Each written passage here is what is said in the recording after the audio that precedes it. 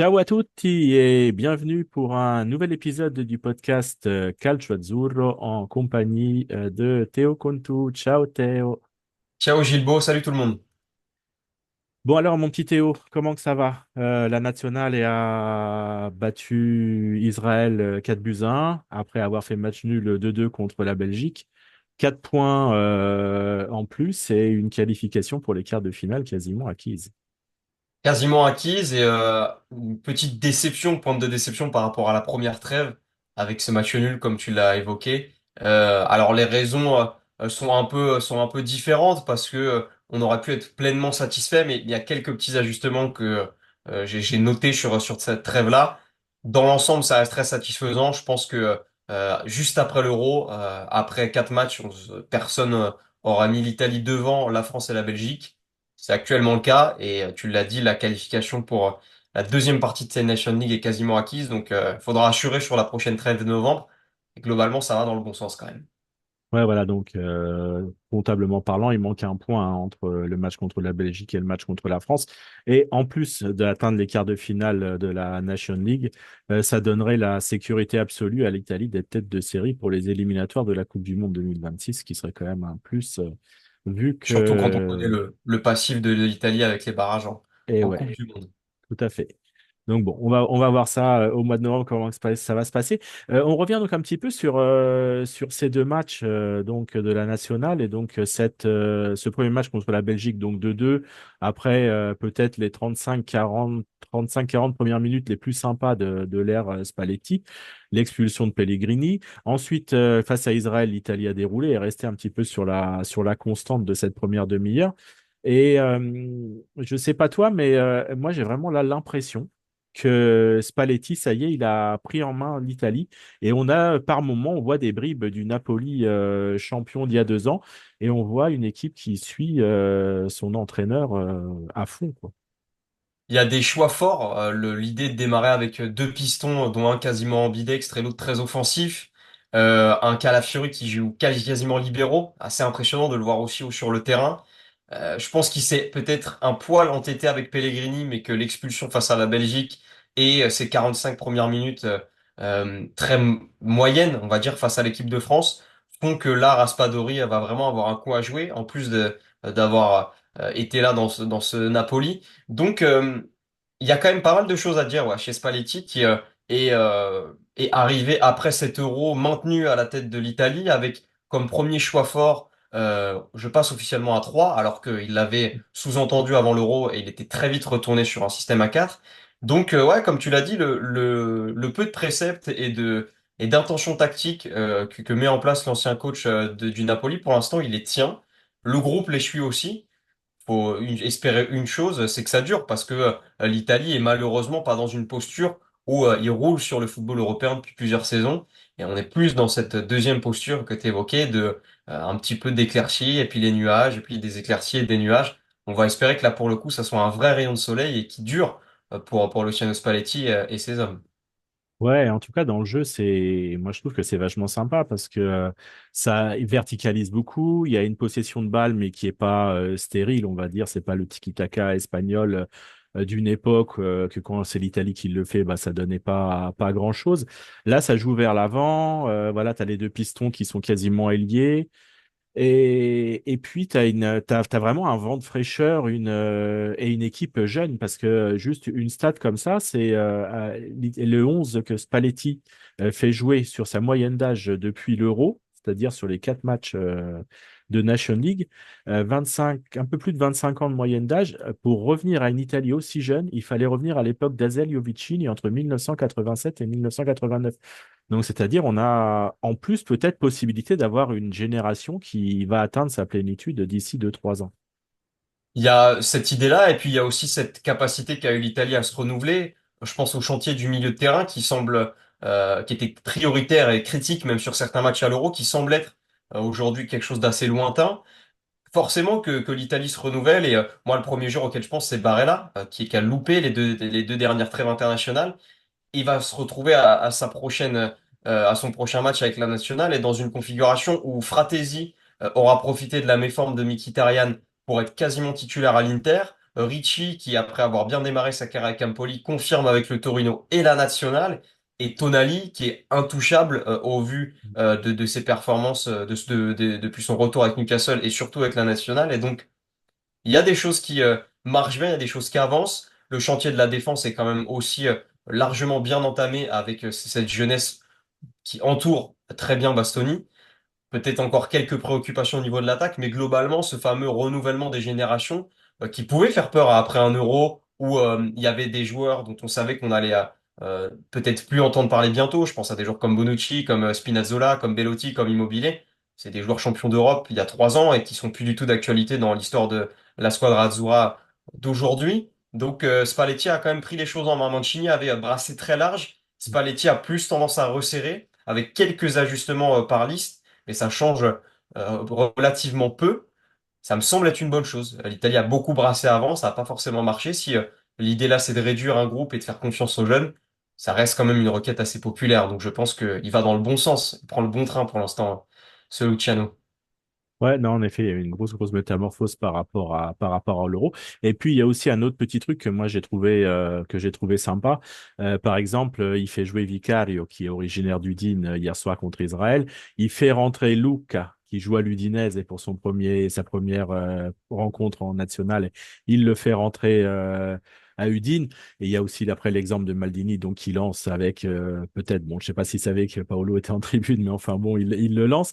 Mais enfin, il y a ce côté un peu buonisme qu'on pourrait dire qui permet aussi à l'équipe vraiment de se sentir déjà tous intégrés et puis d'avoir tous envie de jouer pour le coach, quoi.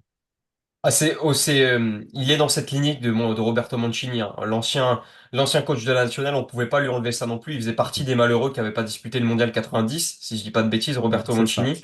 Et il l'avait très bien intégré ensuite dans son groupe en faisant quasiment jouer tout le monde. Moi, mon petit côté rossonero me fait que j'étais déçu de pas voir Gabia rentrer en fin de match hier face à Israël. Mais je reste lucide et surtout entièrement d'accord avec ce que tu évoques, à savoir la rentrée d'un Lorenzo Luca qui revient très bien avec Udine cette saison, après son prêt à Pise, après son exil à l'Ajax pour finir sa formation comme beaucoup de jeunes joueurs italiens. L'histoire est très belle. Elle est tout aussi belle avec la dynastie Maldini qui continue avec cette squadra. Et puis il y a aussi ce choix Vicario qui est quand même important à souligner parce que sur le terrain, c'était Vicario. Sur le banc, c'était Di Gregorio et Donnarumma. Meret semble s'éloigner de ce trio de gardiens. Et puis un Donnarumma qui a quand même été assez critiqué après son match face à Arsenal. À juste titre, on peut comprendre hein, ce qui a été avancé contre le portier italien. Montre aussi qu'il peut y avoir une forme de concurrence saine qui se crée entre les deux parce que Vicario est parti d'Empoli avec la quasi-certitude d'être titulaire dans cette équipe de Tottenham puisque Golioris était sur le départ. Ça n'a pas changé, son statut est toujours le même aux Spurs. S'il est performant comme il l'a été hier sur plusieurs deuxièmes matchs, ça peut devenir un véritable concurrent, chose qui est jamais véritablement arrivée pour l'instant pour Donnarumma. Di Gregorio vient lui d'arriver, donc on en reparlera encore hein, dans quelques temps, mais Vicario, ça se rapproche, j'ai quand même cette impression-là. Ouais, c'est vrai. Après, bon, je pense que Donnarumma a quand même une bonne longueur d'avance, mais au moins, il peut pas se reposer sur ses lauriers et il est obligé d'être toujours, d'être à fond. Et donc là, bon, on parle du cas des gardiens, mais on a quasiment l'impression finalement que Spalletti a presque dégagé un 11 type, si on fait le tour. Donnarumma dans les cages, Di Lorenzo, Bastoni et Calafiori en défense avec Buongiorno, donc qui du coup est premier remplaçant. Il a ses deux pistons avec Cambiaso et avec Di Marco. Au milieu de terrain, Ricci a, je pense, hier soir gagné vraiment son duel, si on peut appeler ça duel, avec Fagioli. Avec Tonali à côté, il y a Fratesi. Maintenant, Barella va revenir. C'est un titulaire indiscutable. Donc, Retegui en pointe, depuis qu'il est passé à l'Atalanta, bah, il commence à marquer de façon vraiment très régulière. Et il reste finalement peut-être juste que cette dernière place. Qui va jouer aux côtés de Retegui? Raspadori, Pellegrini, peut-être même Fratesi. Toi, tu vois ça comment, en fait, cette dernière place, qu'on pourrait dire cette dernière place libre dans le 11? Ouais, c'est exactement ça, hein. Le train est quasiment plein. Va falloir trouver un onzième homme. C'est assez particulier, le poste et les attentes techniques que demande ce rôle-là. Il faut pas être sur la même ligne qu'Aretegui, qui s'est quand même accaparé les trois quarts des ballons qui sont arrivés dans la surface de la nationale. Il a beaucoup buté et le penalty lui a ensuite permis d'être un peu plus libéré. Il faut pas non plus, à mon sens, que ça soit un quatrième milieu de terrain parce que ce pivot, enfin, cette espèce de triangle fonctionne très bien et n'aurait pas besoin de quelqu'un qui vienne s'agglutiner là-dedans. Donc c'est particulier. Sur le papier, un profil à la Pellegrini serait idéal parce que ce serait en termes de qualité footballistique, le meilleur lien entre ce milieu de terrain très fourni et cette attaque qui a besoin de soutien. Maintenant, la réalité est que c'est un joueur qui a du mal à s'intégrer dans ce dispositif-là. Moi, j'ai envie de croire à cette percée de Raspadori parce que il a montré face à l'équipe de France qu'il était capable d'être percutant. L'entrée de Daniel Maldini est quand même particulière. Moi, c'est un joueur que j'ai beaucoup suivi à la Primavera et dans ses débuts avec l'AC Milan, qui est parti sans avoir véritablement le niveau. Il faut aussi être lucide sur ça. Il l'a bien retrouvé à Monza. Là, l'Inter était même sur ses côtes pour le prendre. Est-ce que ce serait pas aussi un profil, lui ou Luca, assez grand, capable d'épauler Retegui, tout en lui laissant les ballons dans la surface? Parce que je pense que c'est aussi ça, la clé pour ce joueur qui va être juste derrière Retegui, c'est d'être présent sans l'être trop. Donc, très particulier. J'ai cette crainte d'avoir un milieu de terrain qui redescende trop bas à la fois et celle d'un attaquant qui irait prendre les mêmes appels et couvrir les mêmes zones que Retegui. C'est assez particulier. Ouais. Ouais, après, bon, peut-être il va tourner en fonction de l'adversaire. C'est un petit peu ce qu'il a fait là dernièrement. Donc, bon, à voir. Après, je suis d'accord avec toi. L'entrée sur le terrain de Maldini dans cette position-là a vraiment a été très, Ah, très, très c'était sympa. beau. Il lance très bien Udogie pour le quatrième, troisième ou quatrième but, le doublé de Di Lorenzo. D'ailleurs, tu parlais de Di Lorenzo. Le 11 se dessine. Il est l'un des gagnants assez miraculeux de cette composition Di Lorenzo. Alors, le doublé de la tête et du pied montre que c'est quand même un défenseur qui est habile et capable d'apporter offensivement. Ça reste pour moi l'un des fusibles les plus facilement remplaçables dans cette défense. Tant Buongiorno va gagner en expérience du côté du Napoli de Conte. Et il peut aussi y avoir ce retour de Scalvini, même peut-être cette montée en puissance de Gabbia. Ça reste quand même pour moi le fusible le plus facilement remplaçable de cette charnière centrale Di Lorenzo. Pour moi, il a encore ce crédit de l'Euro 2021 et un et le brassard de capitaine qui est quand même une institution très dure à enlever du bras d'un joueur avec la nationale. Mais c'est pas une certitude que de le revoir, par exemple, au Mondial 2026. Ouais, peut-être 2026, peut-être que ça va faire un petit peu long, mais en tout cas, il a quand même prouvé hier soir, au-delà des deux buts, qui revient et il revient bien. On va dire que même Conte lui fait le plus grand bien. On a commencé à parler un petit peu des individualités. Alors moi, il y a bon Maldini, du coup, on en a un petit peu parlé. Je voudrais qu'on parle un peu de Retegui parce que on a ce problème, on va dire, du neuf. À l'Euro, ça a été à chaque émission, on était sur le questionnement qui va jouer neuf. On se mettait tous les mains dans les jeux, même moi qui n'en ai pas. Et, et là, finalement, depuis qu'il est passé à l'Atalanta, on voit un Retegui qui s'est transformé, quoi. Il a déjà marqué plus de buts en 7 matchs que l'année dernière avec le Genoa. Et là, après les deux matchs, on va dire, enfin le match qu'il a joué contre l'équipe de France où il avait été plutôt volontaire, mais il n'avait pas marqué. Et là, en fait, tout lui réussit contre la Belgique. Il met un but de raccro, mais il est quand même bien placé. Il transforme un penalty en pleine lucarne hier soir. Donc, ça fait 2 buts. Est-ce que t'as pas l'impression qu'on a finalement trouvé le neuf qu'il fallait? Bah, le 9 providentiel au début de l'ère Spalletti, c'est Fratesi. Le problème, c'est qu'il est numéro 8 et que donc il n'y a pas de buteur devant. Retegui est arrivé vraiment sur la pointe des pieds, hein. Il arrive dans un contexte où la presse italienne se demande pourquoi l'Italie nationalise encore quelqu'un dont les origines se limitent au plat de sa grand-mère. Finalement, ça a bien marché. Il a très vite pris au galon au Genoa et puis il a très vite confirmé ensuite à l'Atalanta. C'est un profil, je trouve, assez idéal. Physiquement, il a quand même une certaine carrure qui fait qu'il n'est pas dans le même registre qu'un Raspadori, dont on peut parfois avoir un peu peur au niveau du marquage sévère d'un 6 et d'un central qui s'efface. Il est quand même assez carré d'épaule, Retegui, et il a quand même ce sens du placement. Tu t'en parlais sur son but face à la Belgique, c'est globalement un attaquant qui sait se mettre là où il faut, au bon moment, au bon endroit.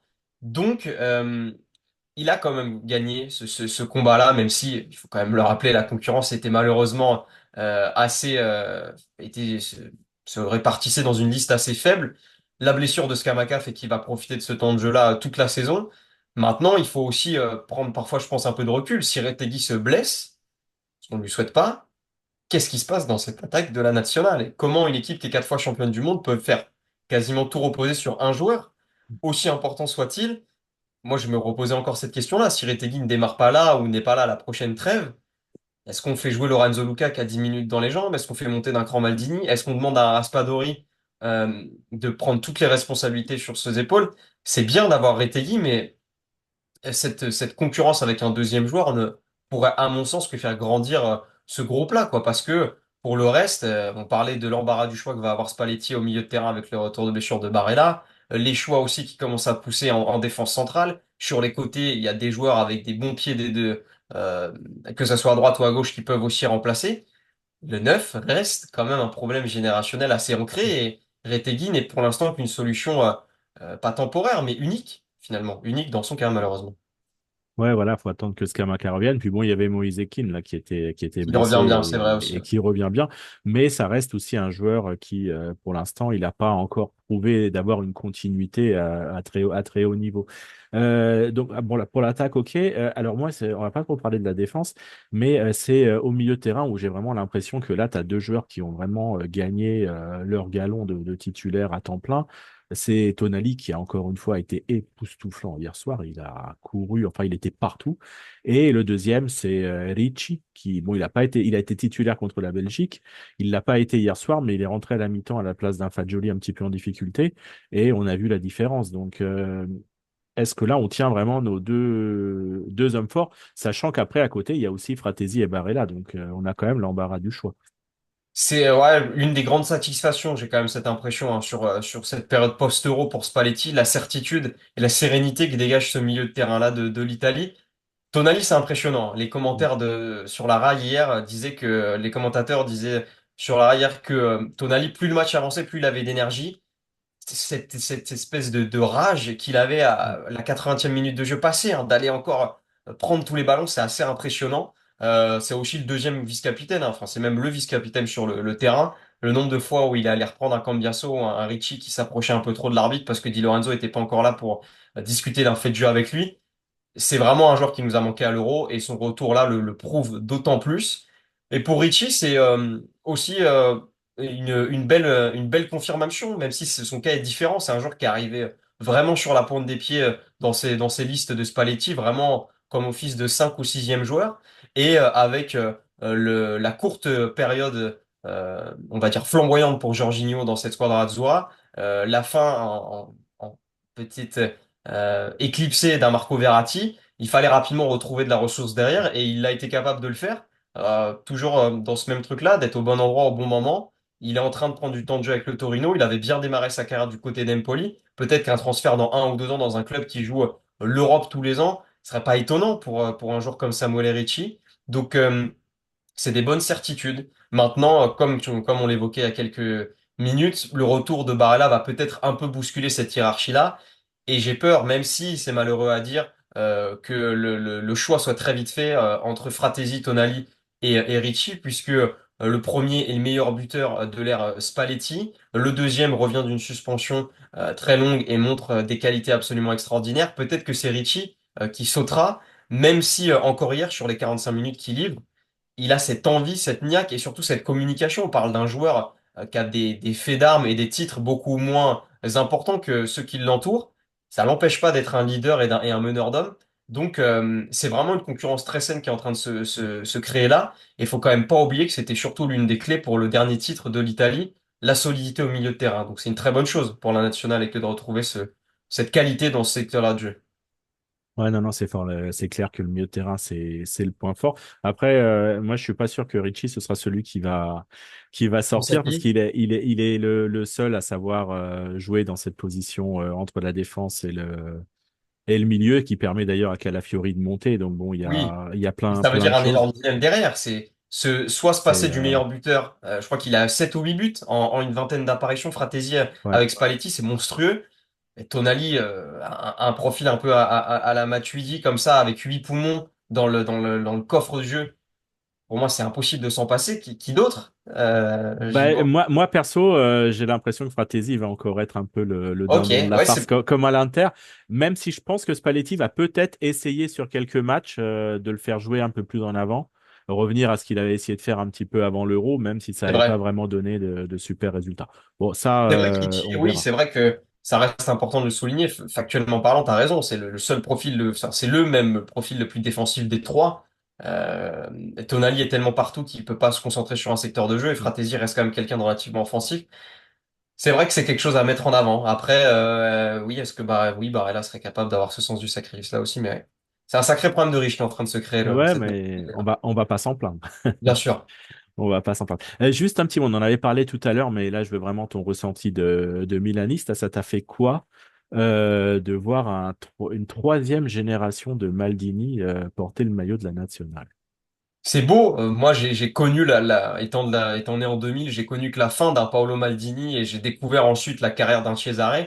Et il y a même, la Rai avait fait une émission un peu rétro pour expliquer comment Cesare Maldini était arrivé, comment Maldini l'avait suivi. Et je savais pas que Maldini était un joueur où au début il portait le nom Maldini via les performances de son père. C'était quelque chose de très très dur à porter pour lui. Et il a fallu qu'il soit un joueur extraordinaire pour se détacher de ça et de montrer que à côté d'un Baresi, d'un Costa Curta, etc., il était capable de prouver qu'il méritait lui aussi de porter ce nom-là. Pour Daniele Maldini, les débuts ont été similaires. Il a démarré dans son club de cœur. Paolo Maldini, c'était différent. Il était supporter de la Juve, mais il a démarré à Milan puisque Cesare lui, était entraîneur à ce moment-là de l'équipe. Moi, je peux que être content. Maldini, c'est un joueur qui marque un but de la tête décisif dans ce Scudetto, le dernier Scudetto qu'a pris l'AC Milan. C'est un joueur qu'on a laissé partir parce qu'on le sentait un cran en dessous à l'époque de Brahim Diaz dans l'effectif. Maintenant, il a enchaîné avec deux prêts, le dernier en date du côté de Monza est le plus satisfaisant. Je pense qu'il a laissé euh, pousser ou germer un peu cette idée pour Milan de se dire que bon, ça reste un club satellite, Monza, ça reste aussi peut-être la meilleure porte de sortie, la plus honorable pour un joueur comme lui. Maintenant, ça me fera forcément un petit pincement au cœur de le voir revenir, retourner dans un autre grand club de Serie A. D'autant plus que si c'est l'Inter, là, on passerait peut-être du rêve au cauchemar pour de nombreux supporters rossoneri, parce que entre la continuité de la dynastie avec la nationale et si maintenant on devrait avoir un autre numéro 10 milanais après Hakan Çalhanoğlu qui va à l'Inter, ça ferait bizarre, je pense, pour beaucoup de monde, surtout pour un Paolo Maldini, aussi symbolique soit-il dans l'histoire de l'AC Milan. Ouais, ça ferait bizarre, hein, Très vu que bizarre, ouais. Cesare déjà c'était Milan et puis Paolo derrière aussi, donc ouais, ce serait bizarre, mais bon, ce serait un petit peu le foot moderne qui continuerait. Là, on a vu donc beaucoup de positifs.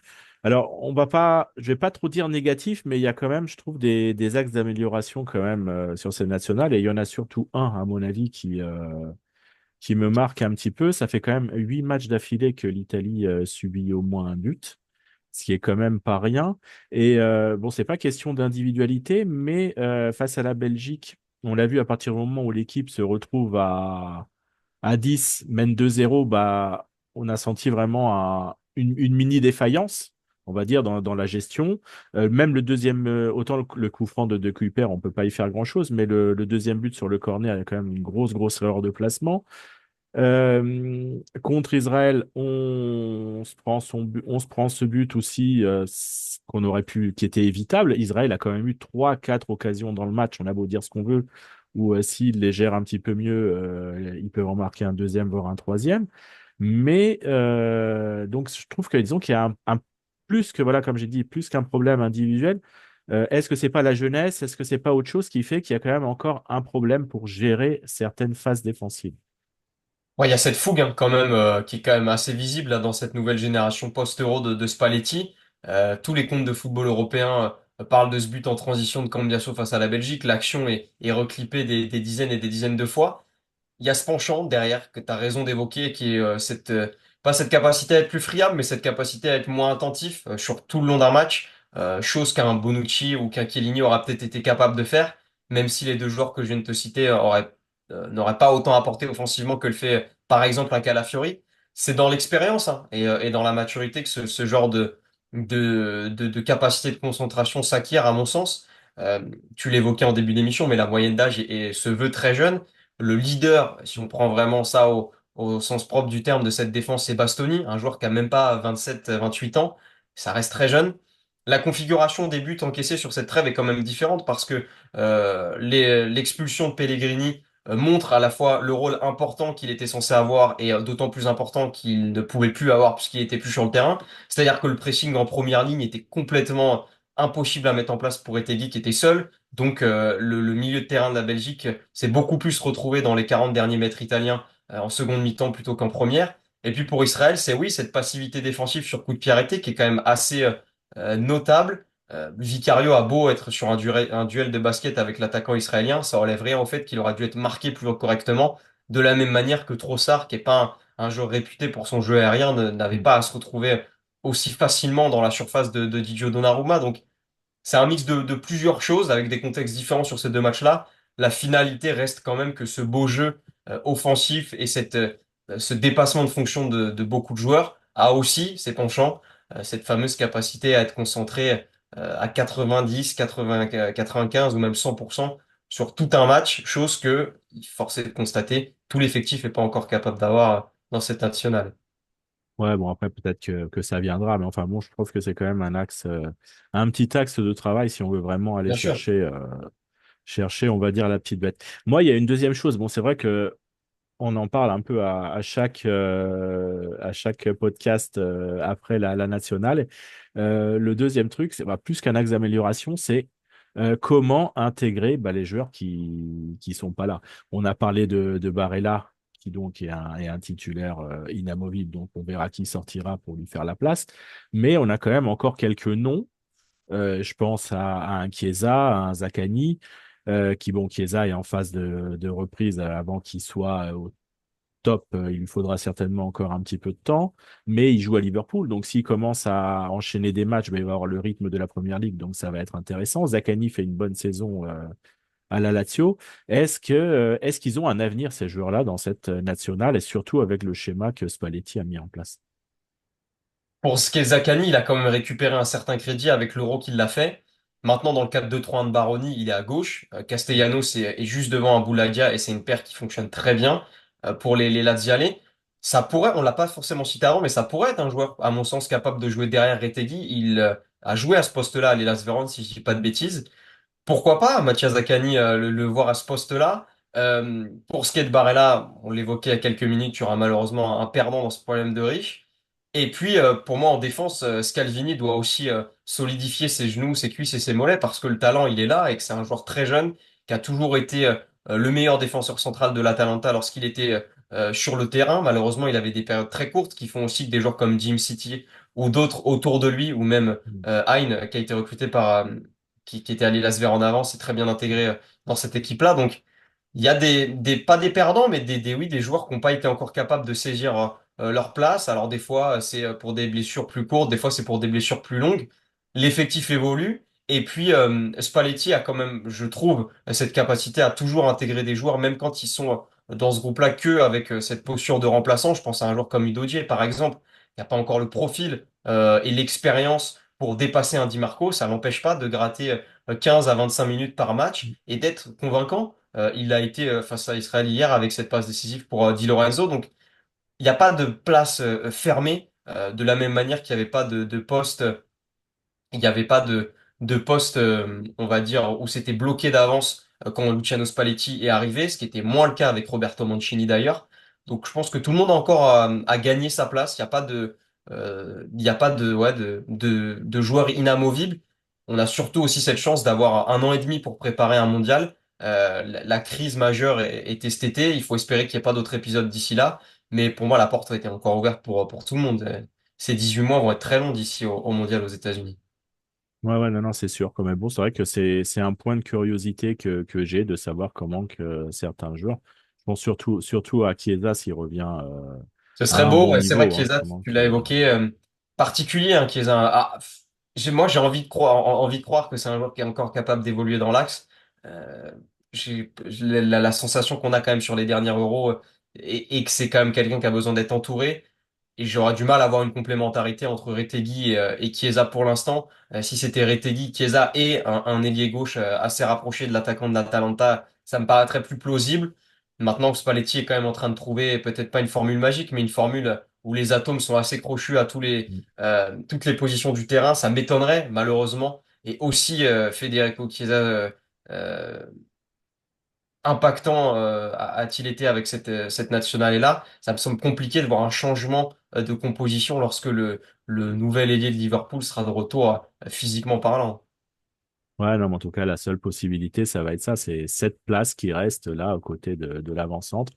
Ils vont être beaucoup à vouloir se l'accaparer. Surtout, bon, on en a pas parlé, mais bon, je sais pas s'il a encore les capacités, la possibilité de Ah, revenir jusqu'à la nationale. Et Mimo Berardi a ouais. rejoué avec Sassuolo, donc on verra Je ce que pensais que ça tu allais donnera, parler hein. de Balotelli qui est pressenti pour signer au Genoa. Non, Balotelli, enfin, c'est fini, il a Moi, 34 ans, j'y avais presque faut pas cru hein, arriver, quoi. Ah ouais. il y a 2 ans. Non, bah Berardi, alors c'est égal à lui-même, hein. C'est un joueur extrêmement talentueux, mais qui a toujours refusé de se mettre dans des conditions où il savait qu'il allait pas être le joueur au centre d'un projet. Donc bon, compliqué. Il est dans cette équipe de Sassuolo en Série B qui est bien partie. Il faut dire que quand t'as Loriente et Berardi dans une attaque en deuxième division, tu pars avec une petite avance. À voir. Berardi faisait partie de cette équipe qui a été championne d'Europe. Ça peut être une possibilité, mais c'est pas celui sur lequel je mettrais la plus grosse des pièces pour le voir aller disputer le mondial aux États-Unis en 2026, ça c'est sûr. Ouais, non, c'est une certitude, mais bon, voilà, il fait partie de ces joueurs Bien te voir penser, pour le coup, je sais pas si qui avant, reviennent. Ouais, ouais, non, tu aurais non, pensé aussi. je l'avais pas noté au début, ça m'est venu là, en discutant. Eh ben, mon petit Théo, donc on a fait le tour. Du coup, toi, tu vois comment l'avenir proche de la nationale et qualification, on va dire quasiment actée. Il faudrait vraiment un cataclysme pour terminer troisième maintenant. Il y aura le tirage au sort de la Coupe du Monde derrière, donc on peut quand même voir l'avenir de la nationale et dans les prochains mois de façon un peu plus radieuse que juste après l'Euro. Ouais, et puis je suis surtout, j'essaye de voir ce qui se passe ailleurs dans cette Ligue des Nations parce que à partir des quarts de finale, on va se retrouver dans une configuration où ce sera des matchs de barrage plus, on va dire. L'Italie a eu du mal à se défaire de l'Espagne et de la Suisse lors des campagnes de qualification en 2022 et c'est ce qui a fait qu'elle s'est retrouvée à se battre avec la Macédoine du Nord. Là, dans ce groupe A, dans cette Ligue A, pardon, dans laquelle ils sont actuellement, hormis l'Angleterre, on est quand même sur la crème de la crème des nations européennes, donc il faudra faire ses preuves. Il y avait eu cette défaite face à l'Espagne lors de la précédente Nation League qui était venue annihiler une série de 36 ou 37 rencontres sans défaite dans l'ère de la nationale. Et à l'époque, c'était Mancini, le coach. J'ai hâte quand même de voir ça. Il faudra bien faire les choses avec cette trêve hein, de novembre, qui en plus va se retrouver dans une configuration où c'est les deux meilleures équipes. Il y a la réception de l'équipe de France en Italie, où là, il y aura un public, je pense, assez clivant de ce genre de match au vu de la rivalité France-Italie. Le déplacement en Belgique sera peut-être un peu plus compliqué. Et puis les Belges auront peut-être aussi cette possibilité d'espérer être encore dans le top 2 s'ils arrivent à accrocher l'équipe de France ou à les battre. Donc ces deux matchs, c'est les plus compliqués possibles. Quand il y avait Israël dans une des deux rencontres, on savait que la trêve internationale allait montrer un match avec une équipe type et puis une petite rotation. Là, faudra être à 100% sur les deux. Donc espérons que ce dernier épisode national et de 2024 permettra de présager une année 2025 encore plus belle et encore plus grandiose. Ouais, non, en tout cas, c'est ce qu'on espère et en espérant que à fin 2025, on sera là pour discuter d'une qualif à la Coupe du Et Monde. une tête de série et des résultats satisfaisants, bien sûr. Voilà, bon, on verra. Ce sera en plus la première Coupe du Monde à 48. Ce serait dommage de ne pas y aller. Ouais. Bah, écoute, Théo, je te remercie de m'avoir accompagné pour cette émission sur la nationale. Et puis, merci à tous de nous avoir écoutés. Bah, je vous dis à très bientôt pour de nouvelles émissions sur Calcio Azzurro. Ciao à tutti. Salut tout le monde. Ciao Gilbo.